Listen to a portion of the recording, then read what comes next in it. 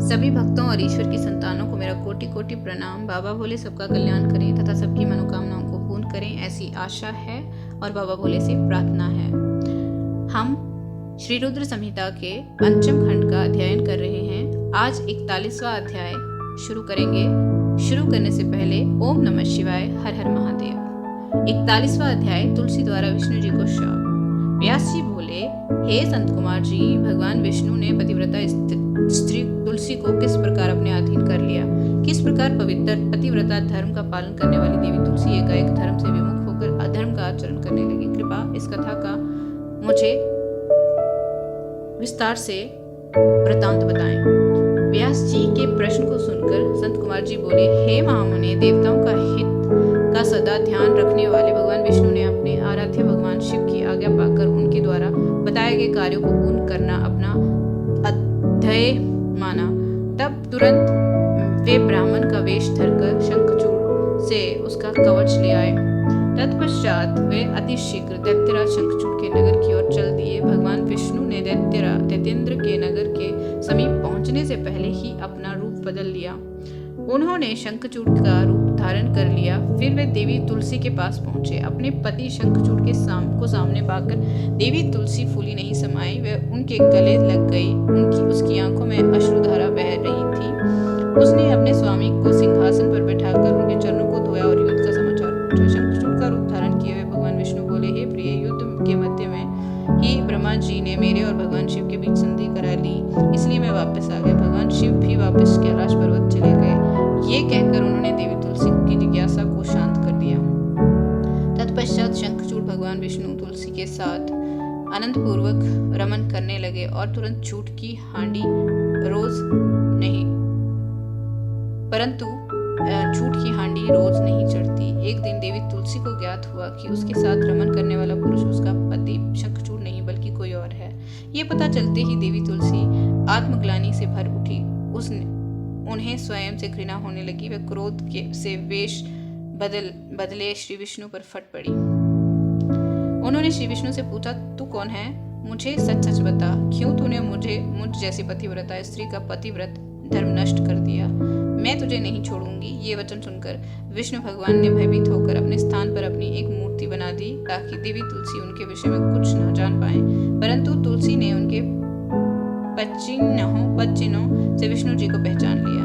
तब गुस्से से उन्होंने भगवान विष्णु को शाप देते हुए कहा, हे विष्णु, लोग तुम्हें भगवान मानकर तुम्हारी पूजा करते हैं, पर वास्तव में तुम पूजा के योग्य नहीं हो। तुम तो सिर्फ पत्थर हो। तुम्हारे मन में दया भाव नाम की कोई वस्तु नहीं है। तुमने मेरे सतीत्व का भंग किया है और मेरे पति शंखचूड़ को मार डाला है। इसीलिए मैं तुम्हें शाप देती हूँ कि तुम आज अभी से पत्थर के हो जाओगे। ये कहकर देवी तुलसी अत्यंत दुखी मन से रोने लगी। देवी तुलसी का दिया शाप सुनकर भगवान विष्णु भी दुखी हुए और भगवान शिव का स्मरण करने लगे।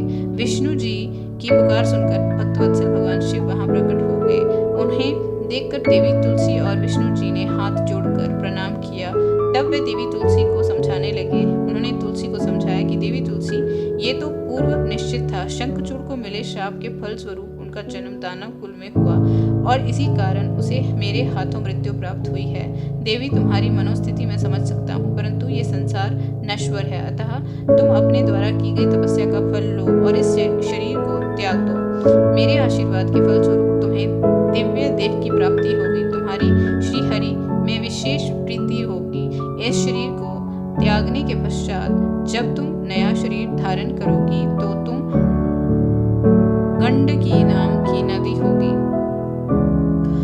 और सभी के द्वारा पूजित होने के कारण प्रधान रूपा तुलसी के नाम से विख्यात होगी। चाहे स्वर्ग हो या पाताल या फिर पृथ्वी, तुम वनस्पतियों में श्रेष्ठ होगी और श्री हरि की विशेष कृपा सदा तुम पर रहेगी। तुमने जो श्री हरि को शाप दिया है वह भी अवश्य पूरा होगा। गंडकी के तट पर सदा भगवान विष्णु भी पाषाण के रूप में स्थित होंगे। तेज दांतों वाले अनेक कीड़े उस शिला को छेद कर उसमें चक्र बना देंगे। उस शिला को इस जगत में शालिग्राम के नाम से प्रसिद्धि मिलेगी। ये कहकर भगवान शिव अंतर्ध्यान हो गए। तत्पश्चात देवी तुलसी ने अपना शरीर त्याग दिया और गंडकी नदी बन गई। तब श्री विष्णु ने भी उस नदी के तट पर पाषाण के रूप में निवास किया। 42वां अध्याय हिरण्याक्ष वध। नारद जी बोले, हे ब्राह्मण, आप मुझे भगवान शिव की उन उत्तम लीलाओं के विषय में बताएं जिनकी ये लीलाएं बड़ी सुखदायिनी हैं। ब्रह्मा जी बोले, जलंधर के संहार के बारे में जानकर देवी सत्यवती के पुत्र व्यास जी संत कुमार जी से यही बात पूछने लगे। तब उनकी उत्सुकता देखकर संत कुमार जी बोले, हे व्यास जी, अब मैं तुम्हें अंधकासुर नामक दैत्य के शिवगण बन उनकी भक्ति में लीन रहने की कथा सुनाता हूँ। एक समय की बात है, देवादिदेव भगवान शिव अपनी प्राण वल्लभा देवी पार्वती और अपने प्रिय गणों के साथ कैलाश पर्वत से काशी जा रहे थे। उनका विचार कुछ समय काशी में व्यतीत करने का था, इसीलिए उन्होंने अपने वीर गण भैरव को काशी का रक्षक बना दिया और स्वयं सबके साथ सुखपूर्वक निवास करने लगे। एक बार भगवान शिव पार्वती देवी के साथ आनंद पूर्वक विहार करते हुए मंदराचल नामक पर्वत पर गए। एक दिन शिव पार्वती बैठे आपस में वार्तालाप और मनोविनोद कर रहे थे। तभी देवी पार्वती ने अपने हाथों से भगवान शिव के नेत्र कुछ पल के लिए बंद कर लिए। भगवान शिव के नेत्र बंद होते ही चारों ओर भयानक अंधकार छा गया। उसी समय भगवान शिव के माथे से पसीने की कुछ बूंदें निकली।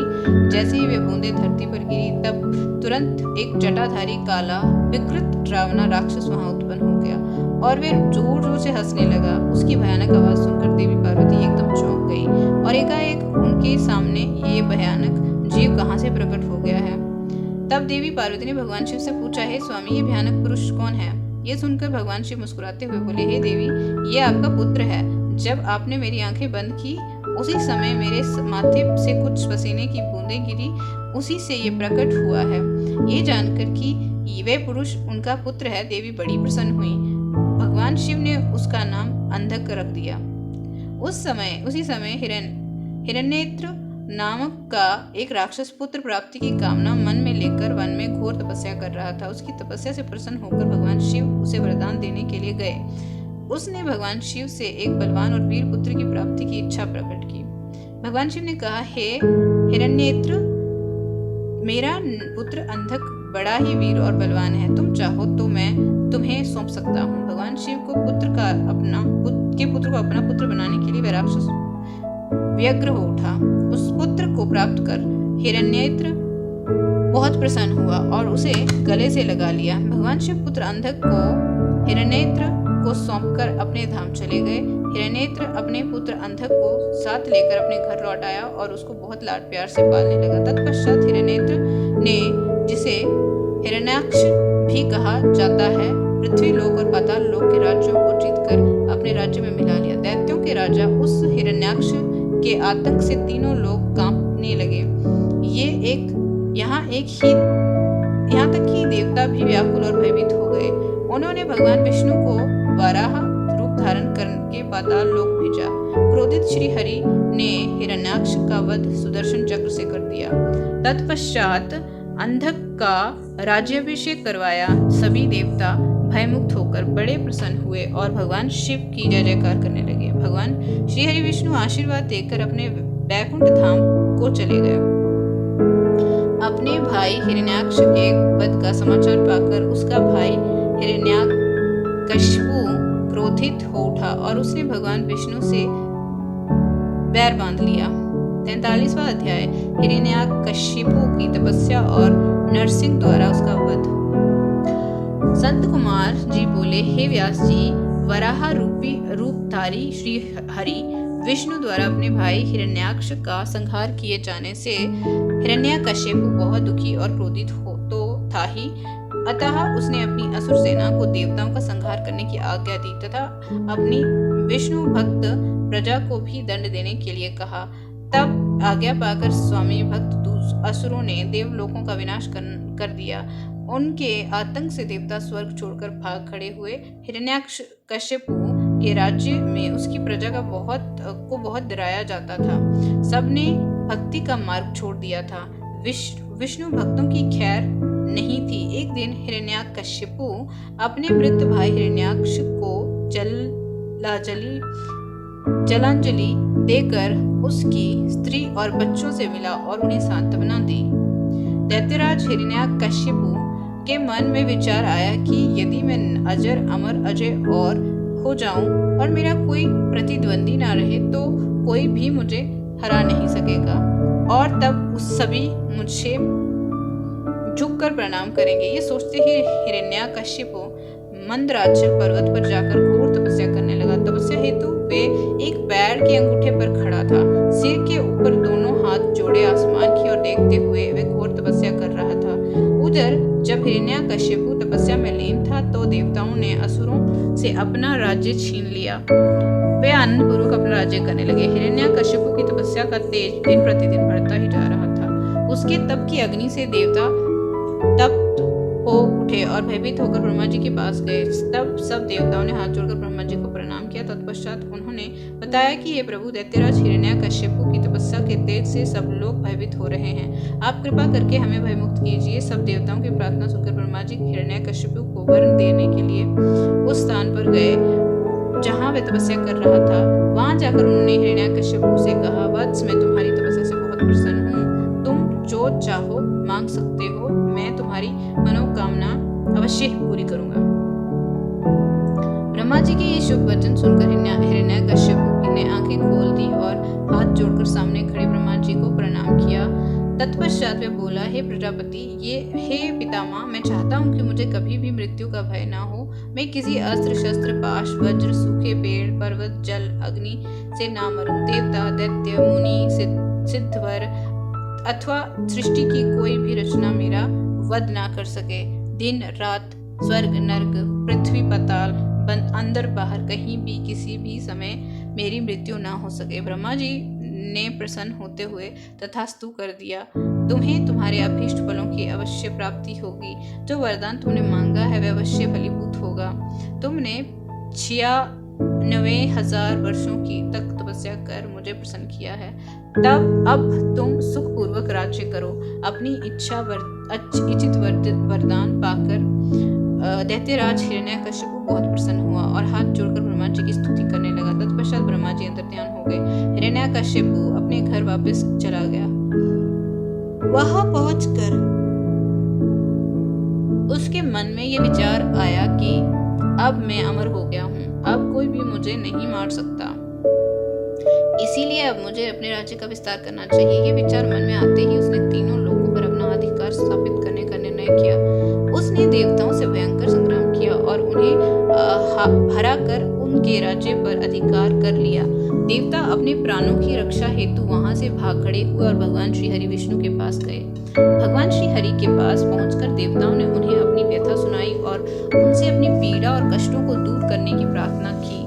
तब विष्णु जी ने उन्हें आश्वासन दिया कि वे स्वयं हिरण्याकशिपु का वध करके उन्हें उसके अत्याचारों से मुक्ति दिलाएंगे। भगवान विष्णु के आश्वासन पर देवता उन्हें धन्यवाद देकर वैकुंठ लोक में वापस आ गए। वे अपनी रक्षा के लिए अलग अलग जगहों पर निवास करने लगे। उधर श्री हरि विष्णु ने देवताओं को उनके कष्टों से मुक्ति दिलाने हेतु दैत्यराज हिरण्याकशिपु का संहार करने का निश्चय किया, परंतु ब्रह्मा जी द्वारा दिए गए वरदान को भी उन्हें पूरा करना था। तब विष्णु जी ने ऐसा रूप धारण किया कि आधा मनुष्य का जैसा हो, आधा शेर जैसा। ऐसा अत्यंत भयानक रूप धारण कर विष्णु जी अग्नि के सामने प्रलयकारी नजर आ रहे थे। नरसिंह के रूप में श्री हरि ने दैत्यराज हिरण्याकशिपु की नगरी में प्रवेश किया। उस समय सूर्यास्त का समय हो रहा था। उनका यह अनोखा भयानक रूप देखकर दैत्य सेना के वीर उन पर टूट पड़े और उनसे युद्ध करने लगे। तब पल भर में ही उन्होंने सब दैत्यों को मार गिराया और राजमहल की ओर चल दिए। तभी विष्णु जी के परम भक्त और दैत्यराज हिरण्याकशिपु के पुत्र प्रहलाद की दृष्टि नरसिंह भगवान पर पड़ी। प्रहलाद बोला, हे पिताजी, ये अद्भुत रूप धारण किए नरसिंह अवतार मुझे तो भगवान जान पड़ते हैं। इनकी वीरता की प्रशंसा करना तो असंभव है, अतः आपको इनकी शरण में चले जाना चाहिए। अपने पुत्र की इन बातों को सुनकर दैत्यराज हिरण्याकशिपु को बहुत क्रोध आ गया। वह बोला, पुत्र, तुम बिना कारण ही भयभीत हो रहे हो। तुम दैत्यों के अधिपति के पुत्र हो, तुम्हें इस प्रकार कायरता भरी बातें कदापि नहीं करनी चाहिए। ये कहकर हिरण्याकशिपु ने अपने सैनिकों को आदेश दिया कि शीघ्र जाकर विचित्र आकृति वाले इस जीव को बंदी बनाकर ले जाओ। अपने स्वामी दैत्यराज हिरण्याकशिपु की आज्ञा पाकर उन्हें वीर दैत्यगण नरसिंह भगवान को पकड़ने के लिए दौड़े, परंतु उनके समीप जाते ही वे भस्म हो गए। अब दैत्यराज स्वयं युद्ध करने के लिए अपने अस्त्र शस्त्रों सहित आगे आए। तब भगवान नरसिंह और राजा हिरण्यकश्यपु में बहुत भयानक युद्ध हुआ, परंतु भगवान नरसिंह के आगे दैत्यराज हिरण्यकश्यपु की एक न चली। नरसिंह ने हिरण्यकश्यपु को खींचकर अपनी जंघा पर लिटा लिया और उसकी छाती को अपने नाखूनों से चीर दिया। उसके प्राण पखेरु उड़ गए। तभी हिरण्यकश्यपु के पुत्र प्रहलाद ने वहां आकर नरसिंह भगवान के चरणों में अपना सिर झुका कर क्षमा याचना की। भगवान विष्णु ने प्रहलाद को आशीर्वाद देकर हिरण्यकश्यपु का राज्य सौंप दिया। जैसे ही देवताओं को हिरण्यकश्यपु के मारे जाने की सूचना मिली, वे बहुत प्रसन्न हुए और नृत्य करने लगे। श्री हरि विष्णु की स्तुति करने लगे। आकाश में मंगल ध्वनि गूंजने लगी और फूलों की वर्षा होने लगी। इस प्रकार हिरण्यकश्यपु का वध करने के पश्चात प्रहलाद को राज्य सौंपकर भगवान नरसिंह वहां से अंतर्ध्यान हो गए। तत्पश्चात सभी प्रसन्नता पूर्वक अपने अपने लोगों को चले गए। 44वां अध्याय, अंधक की अंधता। संत कुमार जी बोले, हे व्यास जी, एक बार हिरण्याक्ष के पुत्र अंधक उसके भाइयों ने मजाक उड़ाते हुए कहा, अंधक, तुम तो अंधे और कुरूप हो, भला तुम राज्य का क्या करोगे? दैत्यराज हिरण्याक्ष तो मूर्ख थे, जो भगवान शिव की इतनी कठोर तपस्या कर उन्हें प्रसन्न करके भी तुम जैसा कुरूप, नेत्रहीन और बेडौल पुत्र वरदान में प्राप्त किया। कभी दूसरे से प्राप्त पुत्र का भी पिता की संपत्ति पर अधिकार होता है, इसीलिए इस राज्य के स्वामी हम ही हैं, तो हमारे सेवक हो तुम। अपने भाइयों के इस प्रकार के कटु वचनों को सुनकर अंधक निराश और उदास हो गया। रात के समय जब सब सो रहे थे तो वे अपने राजमहल को छोड़कर निर्जन, सुनसान और भयानक डरावने वन चला गया। वहां उस सुनसान वन में जाकर उसने तपस्या आरंभ कर दी। वे 10,000 वर्षों तक घोर तपस्या करता रहा, परंतु जब कोई परिणाम नहीं निकला तो उसने अपने शरीर को अग्नि में जलाकर होम करना चाहा। ठीक उसी समय स्वयं ब्रह्मा जी वहां प्रकट हुए। ब्रह्मा जी बोले, पुत्र अंधक, मांगो, क्या मांगना चाहते हो? मैं तुम्हारी तपस्या से बहुत प्रसन्न हूँ। तुम अपना इच्छित वर मांग सकते हो, मैं तुम्हारी मनोकामना अवश्य ही पूरी करूंगा। ये सुनकर अंधक बहुत प्रसन्न हुआ। उसने हाथ जोड़कर ब्रह्मा जी की स्तुति की और बोला, हे कृपा निधान ब्रह्मा जी, यदि आप मुझ पर प्रसन्न होकर मुझे कोई वर देना चाहते हैं तो आप कुछ ऐसा करें कि मेरे निष्ठुर भाइयों ने जो मुझसे मेरा राज्य छीन लिया है, वे सब मेरे अधीन हो जाएं, मेरे नेत्र ठीक हो जाएं, अर्थात मुझे दिव्य दृष्टि की प्राप्ति हो तथा मुझे कोई भी न मार सके। वह देवता, गंधर्व, यक्ष, किन्नर, मनुष्य, नारायण अथवा स्वयं भगवान शिव ही क्यों ना हो। अंधक के इन वचनों को सुनकर ब्रह्मा जी बोले, हे अंधक, तुम्हारे द्वारा की गई हुई दोनों बातों को मैं स्वीकारता हूँ, परंतु इस संसार में कोई भी अजर अमर नहीं है। सभी को एक न एक दिन काल का ग्रास बनना पड़ता है। मैं सिर्फ तुम्हारी इतनी मदद कर सकता हूँ कि जिस प्रकार की और जिसके हाथ से तुम चाहो तो अपनी मृत्यु प्राप्त कर सकते हो। तब ब्रह्मा जी के वचन सुनकर अंधक कुछ देर के लिए सोच में डूबा, फिर बोला, हे प्रभु, तीनों कालों की उत्तम, मध्यम और नीच नारियों में से जो भी नारी सबकी जननी हो, सब में रत्न हो, जो सब मनुष्यों के लिए दुर्लभ तथा शरीर के व मन के लिए अगम्य है, उसको अपने सामने पाकर जब मेरे अंदर काम भावना उत्पन्न हो, उसी समय मेरा नाश हो। इस प्रकार का वरदान सुनकर ब्रह्मा जी ने तथास्तु कहा और उससे बोले, दैत्येंद्र, तेरे सभी वचन अवश्य ही पूरे होंगे। अब तू जाकर अपना राज्य संभाल। ब्रह्मा जी के वचन सुनकर अंधक बोला, हे भगवान, अब मेरा शरीर इस लायक नहीं रहा कि मैं युद्ध कर सकूं। अब तो मेरे शरीर में सिर्फ नसें और हड्डियां ही बची हैं। अब मैं कैसे युद्ध कर पाऊंगा और अपनी शत्रु सेना को परास्त कर पाऊंगा। इस प्रकार के वचनों को सुनकर ब्रह्मा जी मुस्कुराए और उन्होंने अंधक के शरीर का स्पर्श किया। उनके स्पर्श करते ही अंधक का शरीर भरा पूरा हो गया। अब वे परम शक्तिशाली योद्धा जान पड़ता था, जिसके सामने अच्छे से अच्छा वीर भी ना टिक पाए। इस प्रकार अंधक को मनोवांछित वर देकर ब्रह्मा जी वहां से अंतर्ध्यान हो गए। तत्पश्चात अंधक भी प्रसन्नतापूर्वक अपने घर की ओर चल दिया। जब अंधक ने अपने राज्य में प्रवेश किया तो ये जानकर कि अंधक को ब्रह्मा जी से वरदान प्राप्त हुआ है, सारे दानव उसके वश में होकर उसके दास बनकर रहने लगे। तब अंधक ने विचार किया कि हमें दैत्य साम्राज्य का विस्तार करना चाहिए और अपने घोर शत्रु देवताओं को पराजित करके उनके राज्य पर अपना अधिकार स्थापित कर लेना चाहिए। ये सोचकर दैत्यराज अंधक ने अपनी विशाल दैत्य सेना के साथ स्वर्गलोक पर आक्रमण कर दिया और स्वर्ग पर अपना आधिपत्य जमाकर देवराज इंद्र को अपना बंधक बना लिया। तत्पश्चात उसने नागों, सुपर्णों, श्रेष्ठ राक्षसों, गंधर्वों, यक्षों, मनुष्यों, ऊंचे ऊंचे पर्वतों और भयानक वृक्षों और सिंहों को भी युद्ध में परास्त कर अपने अधीन कर लिया। अंधक मदांध होकर कुमार्गी हो गया। उसने स्वर्ग, भूतल और रसातल की सर्वश्रेष्ठ सुंदरियों को अपनाकर उनके साथ रमणीय विहार किया। दिन पर दिन वे बुराई के दलदल में धंसता जा रहा था। उसने वैदिक धर्म को पूर्णतः त्याग कर दिया। एक दिन उसके दुर्योधन, वेदस और हस्ती नामक तीनों मंत्री उसके पास आए और बोले, हे दैत्येंद्र, हमने मंदराचल पर्वत की एक गुफा में एक मुनि को देखा है जो कि योग ध्यान में मगन आंखें बंद करके बैठा है। उस रूपवान मुनि के मस्तक पर अर्धचंद्र, कमर में गजेंद्र की खाल बंधी है, सिर पर जटाजूट, गले में खोपड़ियों की माला तथा उसके शरीर पर बड़े भयानक सांप लिपटे हुए हैं। उस मुनि के एक हाथ में त्रिशूल और तो दूसरे में डमरू है।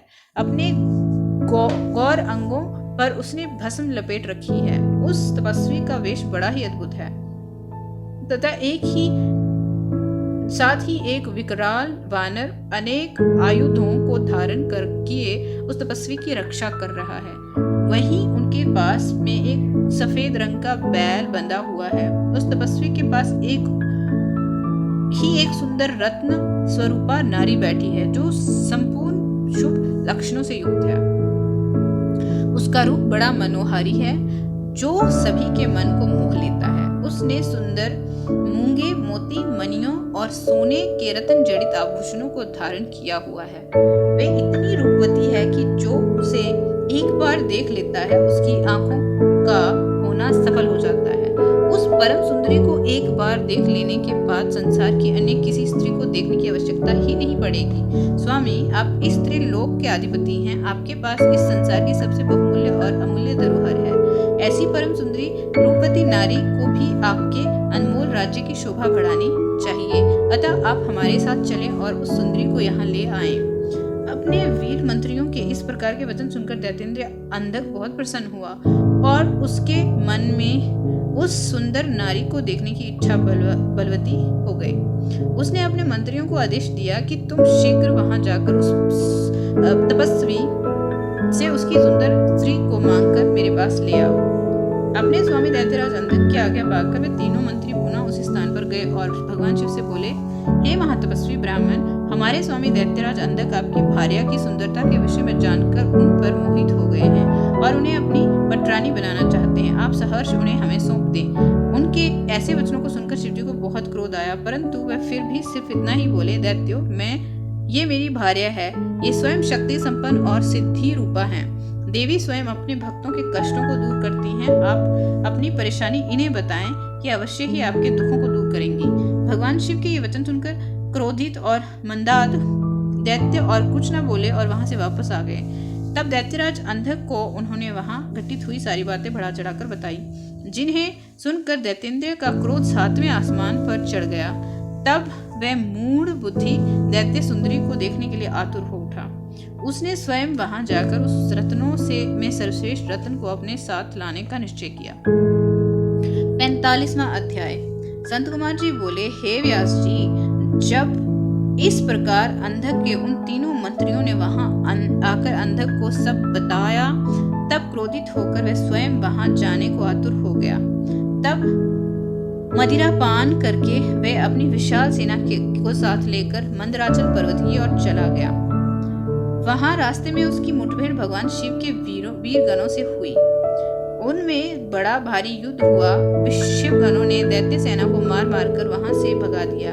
वीर बलशाली दैत्य विरोचन, बलि, बानासुर, सहस्त्रबाहु आदि बड़ी दृढ़ता से लड़े, परंतु शिवगणों ने उन्हें वहां से खदेड़कर ही दम लिया। उस समय वहां की धरती रक्त से लाल हो गई। जब असुरों की सेना ने देखा कि वे किसी प्रकार से शिवजी के गणों को नहीं हरा पाएंगे, तब वे स्वतः ही वहां से लौट गए। उधर जब वहाँ शांति हो गई, तब भगवान शिव अपनी प्रिय देवी पार्वती से बोले, हे प्रिय, मैं यहाँ पर अपने उत्तम पाशुपत व्रत का पालन करने के लिए आया था, परंतु यहाँ पर मेरे व्रत में विघ्न पड़ गया है, अतः अब मैं इस व्रत को यहाँ पर पूरा नहीं कर सकता। इस व्रत को पूरा करने के लिए मुझे पुनः किसी नए अन्य निर्जन स्थान पर जाना पड़ेगा। देवी, तुम यहीं पर रहो और मैं किसी अन्यत्र स्थान पर जाकर अपने पाशुपत व्रत का अनुष्ठान पूरा करूंगा। ये कहकर भगवान शिव अपने व्रत को पूरा करने के लिए वहां से किसी दूसरे वन में चले गए और पार्वती देवी वहीं मंदराचल पर्वत पर एक गुफा में रहने लगी। भगवान शिव निर्जन वन में जाकर अपने पाशुपत व्रत को पूरा करने के लिए घोर साधना करने लगे। उधर दूसरी ओर देवी पार्वती वहां अकेली रहकर अपने पति भगवान शिव के लौटने की प्रतीक्षा करने लगी। उनकी रक्षा के लिए भगवान शिव का गण वीरक सदा उनकी गुफा के बाहर पहरा देता रहता था। दूसरी ओर दैत्यराज अंधक को, जिसे एक बार शिव गणों ने परास्त करके वहां से खदेड़ दिया था, देवी को प्राप्त करने किए बिना चैन कहाँ आने वाला था, उसने पुनः मंदराचल पर्वत पर चढ़ाई कर दी। जैसे ही अंधक और उसकी दानव सेना पर्वत पर चढ़ी, वीरक ने उनसे युद्ध करना आरंभ कर दिया। महाबली वीरक बड़ी वीरता से उन दैत्यों से युद्ध करता रहा और उन्हें हराता रहा। उनके बीच भयानक अस्त्र शस्त्रों का प्रयोग होता रहा। जब किसी भी तरह वीरक को युद्ध में पराजित करना संभव न हुआ, तो दैत्यों ने वीरक को चारों ओर से मिलकर घेर लिया। जब गुफा के अंदर बैठी देवी पार्वती को ये ज्ञात हुआ कि उनका प्रिय रक्षक चारों ओर से दानवों से घिर चुका है, तो उन्होंने अलौकिक रीति से ब्रह्मा, विष्णु और देवताओं का मन में स्मरण किया। वह ज्ञात होते ही जगत जननी जगदम्बा मां पार्वती ने स्मरण किया है। पल भर में सब देवता वहां मंदराचल पर्वत पर उपस्थित हो गए और दैत्यों से युद्ध करने लगे। जब वीरक ने देखा कि अब वह अकेला नहीं है, उसके साथ पूरी देव सेना खड़ी है, तो वह हर्षित मन से पुनः युद्ध में लग गया और तब उसका जोश देखते ही बनता था। देवताओं ने ब्राह्मी, नारायणी, ऐन्द्री, वैशानवी, यम्या, नैरत्रती, वारुणी, वायवी, कौबेरी, यक्षेश्वरी और गारुड़ी देवी का रूप धारण किया था।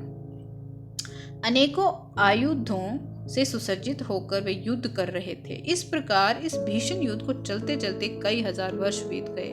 देवसेना जितने भी असुरों को मारती दैत्य गुरु शुक्राचार्य अपनी मृत संजीवनी विद्या से पल भर में उन्हें पुनः जीवित कर देते। इस प्रकार दैत्य सेना न कम हो रही थी और न ही वे हार मान रही थी। युद्ध दिन प्रतिदिन और भयानक होता जा रहा था।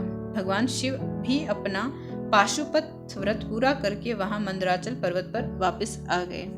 आज की वीडियो में इतना ही। आगे का सफर अगली वीडियो के साथ जारी रखेंगे। तब तक के लिए धन्यवाद। ईश्वर सदैव सबका कल्याण करें।